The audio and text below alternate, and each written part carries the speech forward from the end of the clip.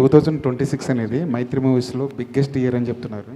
అన్ని భాషల్లోంచి సినిమాలు రాబోతున్నాయి మైత్రి మూవీస్ నుంచి అని. అసలు లైనప్ ఏంటి సార్ మీ మైత్రి నుంచి? 26లో we have a very good big budgeted films అండి.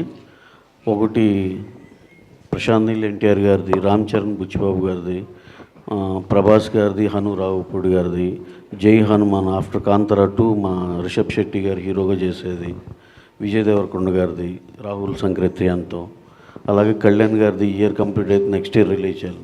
ఈ 60 సినిమాల మీద ఫోకస్ అండి.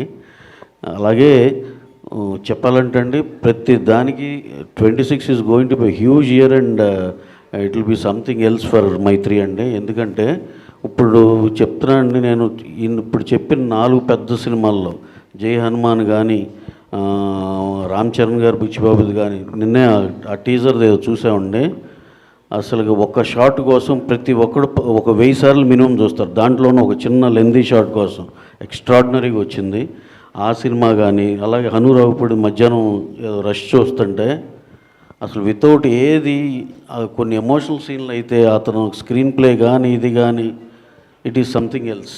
అలాగే ప్రశాంత్ నీల్ ఎన్టీఆర్ గారు నేను ఆల్రెడీ చెప్పినట్టు అది ఒక ఇంటర్నేషనల్ సినిమా. అది అసలుకి మీరు ఏ స్టాండర్డ్స్ ఊహించుకున్న దాన్ని దాటి అది ఇంకో వేరే లెవెల్.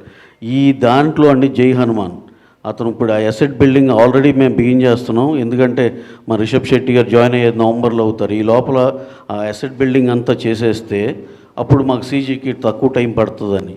ఈ 4 సార్ నేను చెప్తున్నా 4 బ్లాక్ బస్టర్ మించి అరే ఇది ఓకేరా ఇది హిట్టేరా అనే మాట వస్తే కనుక ఇక తర్వాత నుంచి మీరు ప్రెస్ మీట్లో ఆపోయా నువ్వు చెప్పేది తెలుసులే కానీ మీరు ఏమన్నా సరే నేను పడతానండి. ఈ 4 సినిమాలు 4 బ్లాక్ బస్టర్లు 80% అది రిజిస్టర్ అయిపోయింది అనుకుంటున్నాను.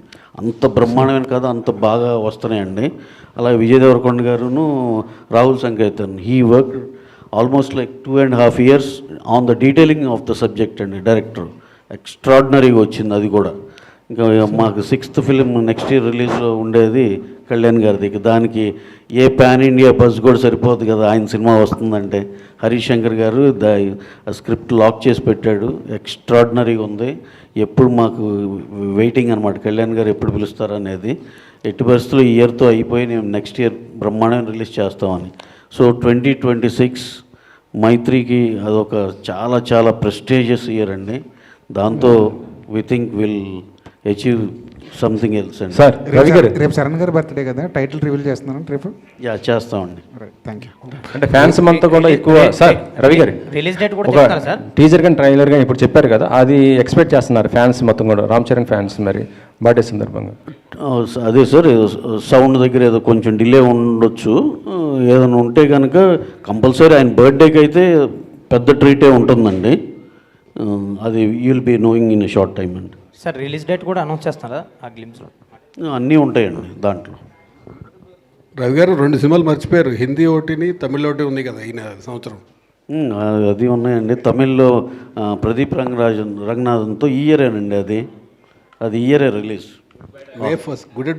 Ajit good bad ugly Jaat year release. నేను he was asking me about 2026 కాబట్టి అండి. April 10th ఇప్పుడు దాకా తమిళ్లో గుడ్ బ్యాడ్ అగ్లీ గురించి హైయెస్ట్ హైప్ వచ్చిన జనాల నుంచి వచ్చిన సినిమా ఏదైనా ఉందండి గుడ్ బ్యాడ్ అగ్లీ అండి. We're expecting opening day all records దాటిపోద్దని. అక్కడ మేము ఇక్కడి నుంచి కాదు, తమిళనాడులో మా వాళ్ళందరూ డిస్ట్రిబ్యూటర్స్ వీళ్ళందరూ చెప్తున్న మాటలు అయ్యి. అది that is going to become the biggest opener in entire Tamil industry అని చెప్పి అందరు నమ్ముతున్నాం. That will be హ్యూమాంగస్.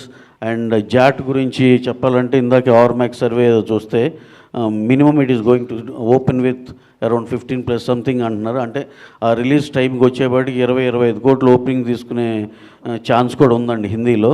So it will become another big film అని అందరూ నమ్ముతున్నాం. సో ఇందాక ఆన్సర్ 26కి అండి. ఇప్పుడు మీరు గుర్తు చేసింది April 10th రిలీజ్కి.